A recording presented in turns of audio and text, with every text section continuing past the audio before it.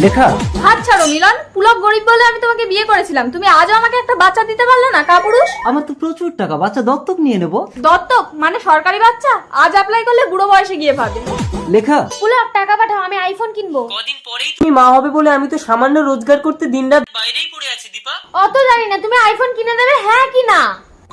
আরে আমি তো সবেমাত্র কদিন কাজে এলাম। হ্যালো হ্যালো দাঁড়ান, আপনাকে আইফোন যদি আমি কিনে দেই? তাহলে আপনি যা চাইবেন আমি তাই দেবো। আমি আপনার পেটের বাচ্চাটা চাই, আমি রাজি। 6 মাস পর। পুলক লেখা। ও আই সি, এইটা তোমার সেই ভিখারি বয়ফ্রেন্ড। ছাড়ো মিলন, চলে এসো। বেচারা। তুমি কি ভেবেছো তুমি একা স্বামী সন্তান নিয়ে সুখে আছো? আমারও বউ বাচ্চা আছে, এই দেখো খেলনা কিনেছি। দীপা আমাদের ছেলে কোথায়? পেছনে কি লুকোচ্ছ দেখি? টেনটেনা। আইফোন, এত টাকা তুমি কোথায় পেলে দীপা? শুধু কি তোমরা পুরুষরাই আয় করতে পারো? মেয়েরাও পারি বস।